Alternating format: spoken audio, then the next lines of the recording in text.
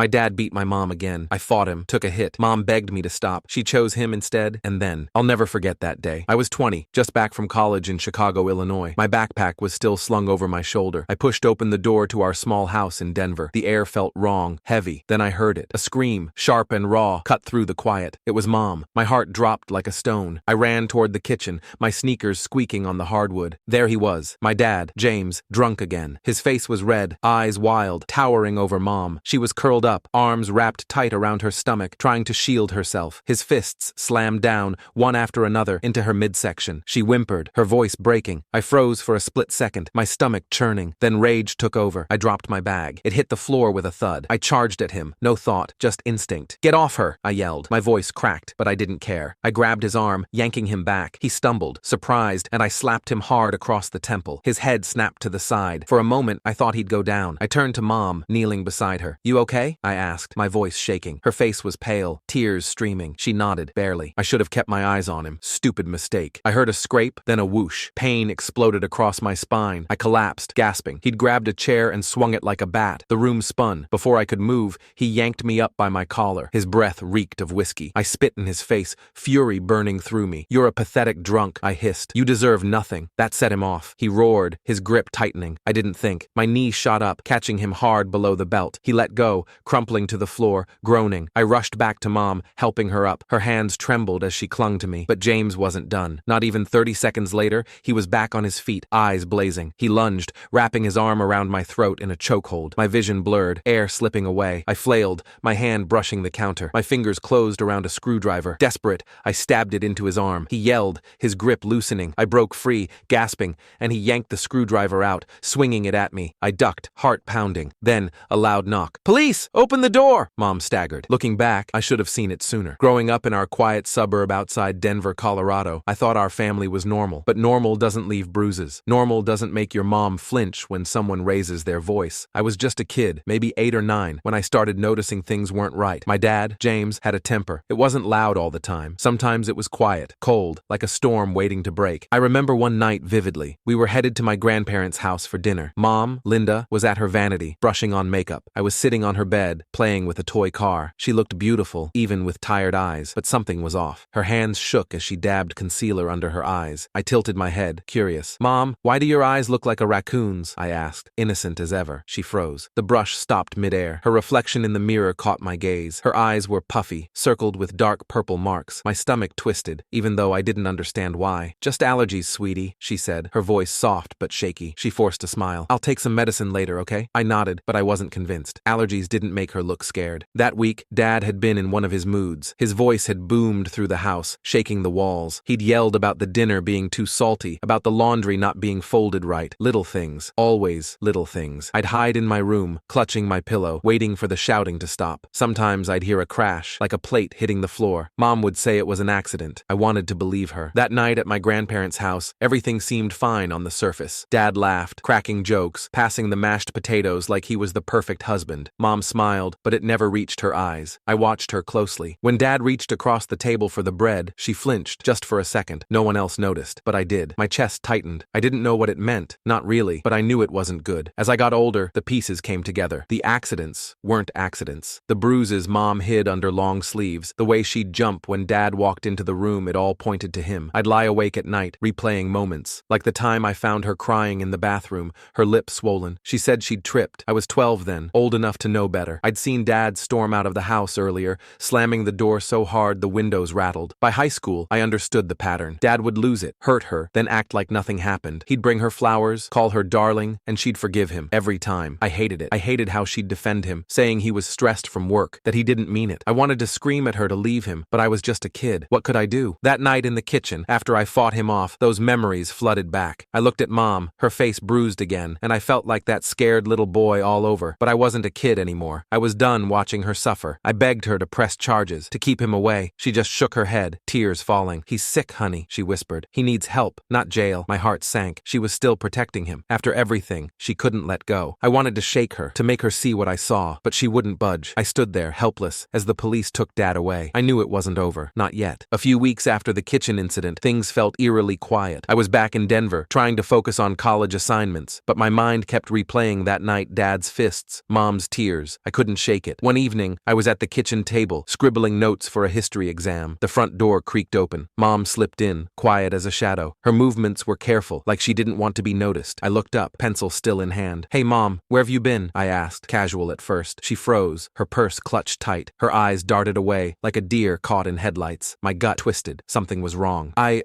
had some errands," she mumbled, avoiding my gaze. Her voice wavered. She was lying. I knew it. "Mom, what's going on?" I pressed, setting my pencil down. She hesitated, too long. Then it spilled out. "I went to see your father," she said, barely above a whisper. My heart stopped. "What?" I stood, chair scraping the floor. "You went to Aurora? To the psych ward? Alone?" My voice rose, shaking with disbelief. She nodded, eyes fixed on the floor. "He's different now, honey. The doctors are helping him." Her words hit like a punch. I stared at her, my jaw tight. "Different? Mom, he almost killed you. He hit me with a damn chair." My hands clenched into fists. She flinched, but I couldn't stop. "You can't keep doing this. He's not safe." She looked up, eyes glassy. "He's trying, okay? He apologized. He asked about you." Her voice cracked, pleading. I laughed, bitter and sharp. "Apologized? Mom, he's been apologizing for years. And then what? He hurts you again. Every time." I paced the kitchen, my pulse racing. "You saw what he did. You had bruises all over you." She shook her head, stubborn. "You didn't see him, honey. His eyes, they were different. He's getting better." I wanted to scream. Better? The man who'd choked me, who'd beaten her for years, was suddenly better? I leaned in, my voice low but hard. "He's a liar, Mom. A manipulator. He knows exactly what to say to keep you hooked." Her face crumpled. Tears spilled down her cheeks. "You don't understand," she whispered. "I love him. He's not a monster." My chest ached, but anger burned hotter. "Not a monster? He stabbed me with a screwdriver, Mom.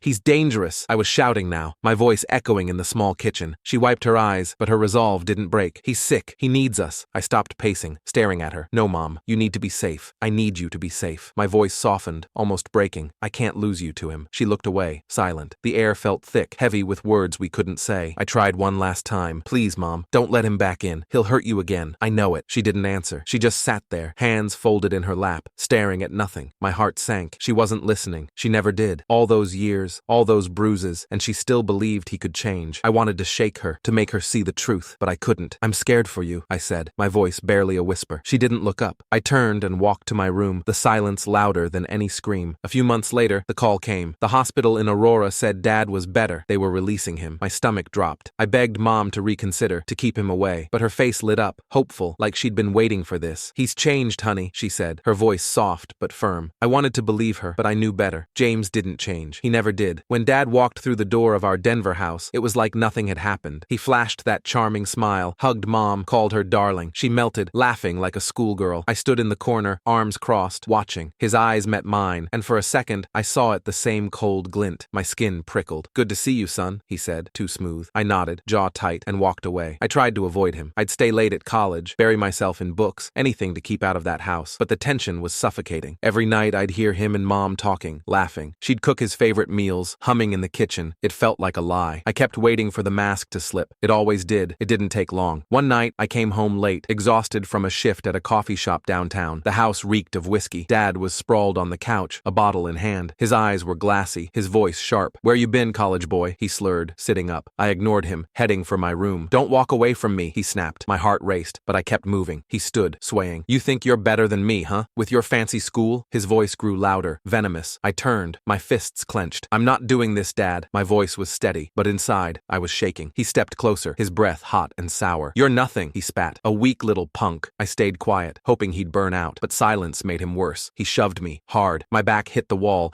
pain shooting through my shoulder. "You gonna cry now?" he taunted, stepping closer. I could feel the old fear creeping in, but I pushed it down. "Leave me alone," I said, low and firm. He laughed, cold and cruel. "You don't tell me what to do." Mom heard the yelling and rushed in. "James, stop it," she pleaded, grabbing his arm. He shook her off, his face twisting. "Stay out of this, Linda," he barked. She flinched, but stood her ground. I saw the fear in her eyes, the same fear I'd seen my whole life. My chest burned. "Don't talk to her like that," I said, stepping between them. His eyes narrowed. "You think you're tough now?" He raised his hand, and I braced myself. The air was thick, heavy with the promise of violence. I could hear Mom's shaky breathing behind me. My pulse pounded in my ears. I wasn't a kid anymore. I wasn't going to let him win. Not this time. The room felt like a pressure cooker, ready to explode. Dad's hand hovered, his face twisted with rage. I stood my ground, heart hammering. "Don't do this, James," I said, my voice low but steady. Mom's eyes were wide, pleading silently. He didn't listen. His fist swung, grazing my jaw. Pain flared, but I didn't back down. Not this time. He lunged again, faster. I ducked, grabbing his arm, twisting it back. He roared, stumbling. "You little punk, he slurred, whiskey thick on his breath. Mom screamed, "Stop it, both of you!" She reached for him, desperate. That was her mistake. Dad turned, his hand flying. It connected with her cheek, a sickening crack. She crumpled to the floor, clutching her face. Something snapped in me. My vision tunneled. Rage burned through every vein. I tackled him hard. We hit the ground, a tangle of fists and fury. He was drunk, sloppy, but strong. His elbow caught my ribs,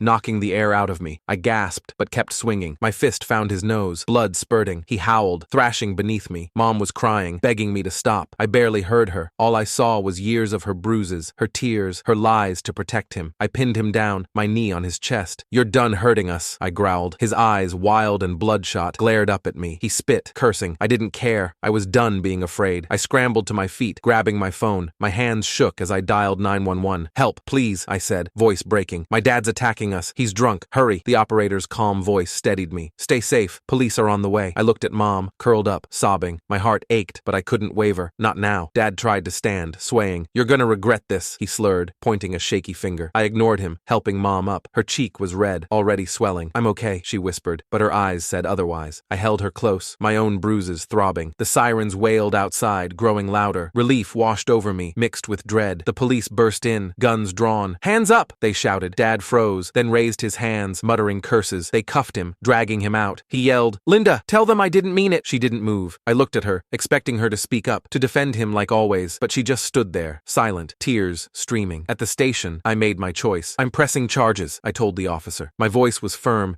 but inside, I was shaking. Mom's eyes widened. "No, honey, don't," she pleaded, grabbing my arm. "He's your father. He's sick." I pulled away, my chest tight. "He's dangerous, Mom. I won't let him hurt you again." She shook her head, tears falling faster. "You're tearing us apart," she whispered. Her words cut deep, but I couldn't back down. I'd seen too much, felt too much. The officer handed me a form. My hand trembled as I signed it. Dad was going away, and I wasn't letting Mom talk me out of it. Not this time. As they took my statement, I felt a strange mix of relief and guilt. I'd protected her, but at what cost? She wouldn't look at me. I knew what was coming. She'd choose him, like always, and I'd have to face that truth alone. The courtroom in Denver was cold, sterile. I sat in the front row, my hands clammy, heart pounding. Mom sat beside me, silent, her face pale. Dad, James, stood in handcuffs, his charm gone. He looked smaller, like a cornered animal. Our lawyer, Ms. Carter, laid out the evidence. Each word felt like a hammer, nailing his fate. She started with the police reports, years of them, domestic violence calls, neighbors' complaints, hospital records, my bruises, Mom's broken ribs from years ago, a restraining order from an ex-girlfriend. It was all there, in black and white. I watched the judge's face harden as Ms. Carter spoke. "This isn't a one-time mistake," she said, her voice steady. "This is a pattern." I glanced at Mom, her hands twisted in her lap, eyes fixed on Dad. I wanted to shake her, to make her see. He wasn't the man she loved. He was a monster. Ms. Carter showed photos of my injuries, scratches, bruises,